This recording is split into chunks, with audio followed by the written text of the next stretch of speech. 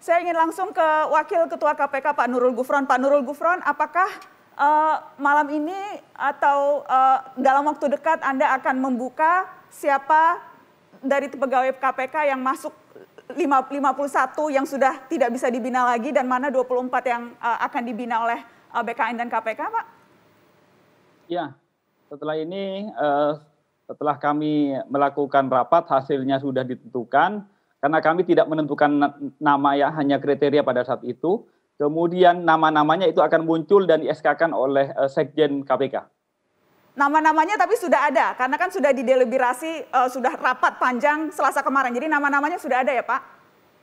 Sudah, tetapi kami tidak membahas nama pada saat itu ya. Jadi kami membatas kriteria, kemudian terimplementasi pada nama-nama tentu iya.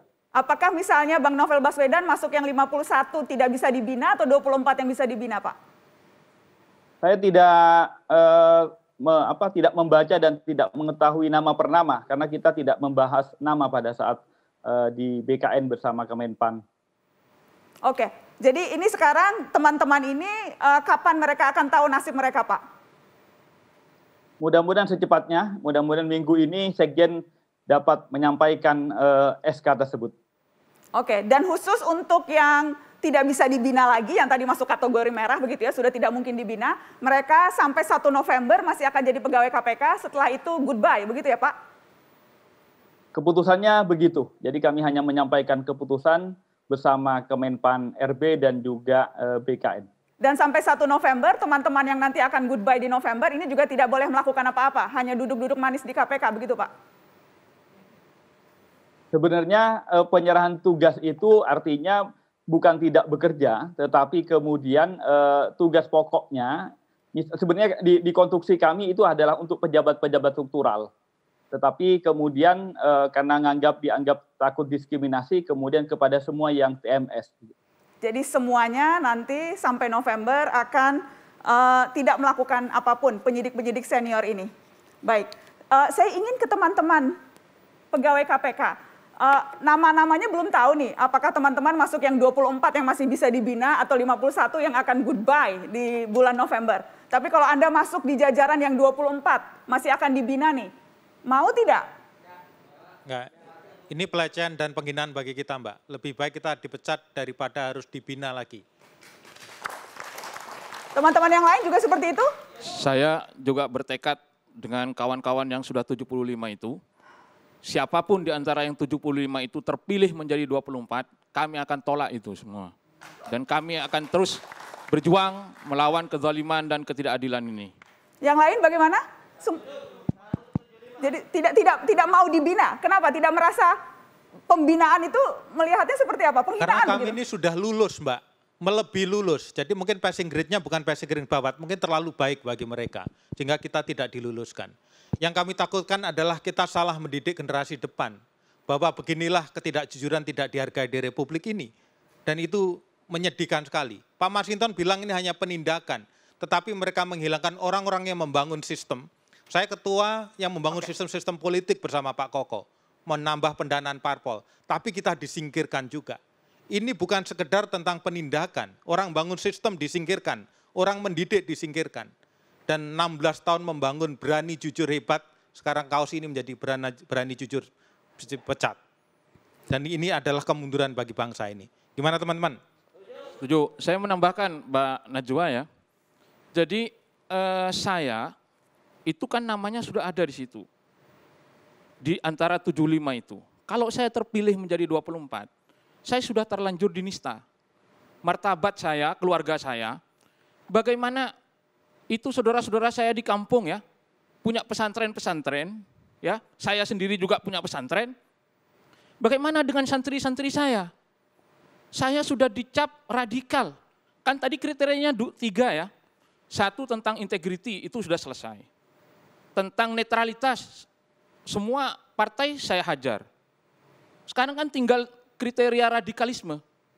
Persoalannya itu. Dan itu terjawab ketika kemudian sebelum proses kemudian saya diwawancara itu, ada 2 orang datang ke tempat saya. Dia tanya sama santri-santri itu, diajarin apa? Sama Pak Kiainya itu diajarin apa? Jadi Anda mau katakan Anda sebelum ini sudah diintai begitu? Jelas. Siapa yang mengintai Anda, Cak Harun? Saya nggak tahu, cuman saya dapat laporan dari para santri maupun dari tetangga saya. Bahwa ada orang nanyain ini, Pak Haji ini kalau di pesantrennya ngajarin apa? Kalau di masjid ngajarin apa? Di mana martabat saya? Sementara saya mengisi khotib di mana-mana. Oke. Khotib Jumat segala macam. Lah, mana mau orang? Saya kemudian berceramah terkait dengan kebangsaan. Baik. Hei, cintalah kepada negara ini. Sementara di jidat saya itu sudah ada cap radikalisme. Anti Pancasila, anti NKRI. Di mana? Saya mau meletakkan itu. Belum lagi pesantren-pesantren. Baik. Saudara-saudara saya di kampung. Oke, saya lihat Pak Hotman angkat tangan, singkat saja Pak, karena saya sudah harus tutup. Penutup Anda Pak, silakan singkat saja. Baik, jadi sebenarnya ini terkait dengan kesetiaan pada Pancasila dan Undang-Undang Dasar 45, NKRI, dan Kebinekaan Tunggal Ikaan. Yang dimana untuk KPK itu sangat rumit sekali. Nah kalau kita melihat misalnya undang-undang yang ada, misalnya tentang Undang-Undang nomor 7 tahun 2017 tentang pemilu.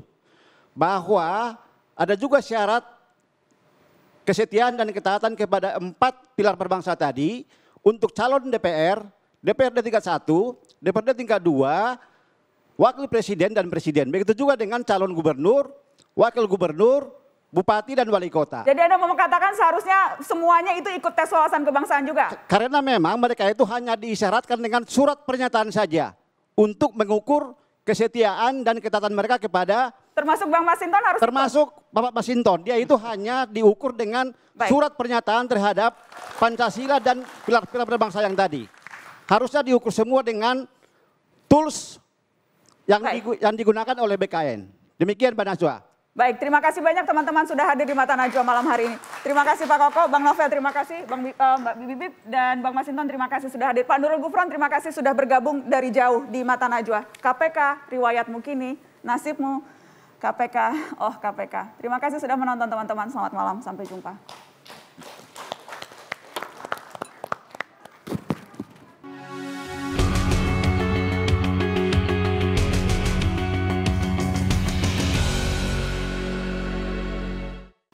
Saat pemberantasan korupsi menjadi agenda terpenting, mengutak-atik KPK biasanya dianggap tindakan sinting.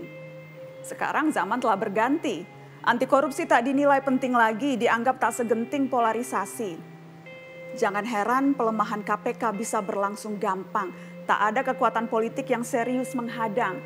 Semua faksi politik terang-terangan ikut menyetujui, yang seakan menolak tak sungguh-sungguh coba menghalangi. Bahkan seruan presiden bisa dengan ringannya diabaikan, seakan seluruh jalan politik telah dengan rapi dibereskan. Jika membonsai KPK memang menjadi konsensus, maka elan reformasi pada dasarnya telah mengalami aus. Mendepak para pegawai yang menjadi bukti paling benderang, betapa segala tabu dan rasa malu memang telah dibuang.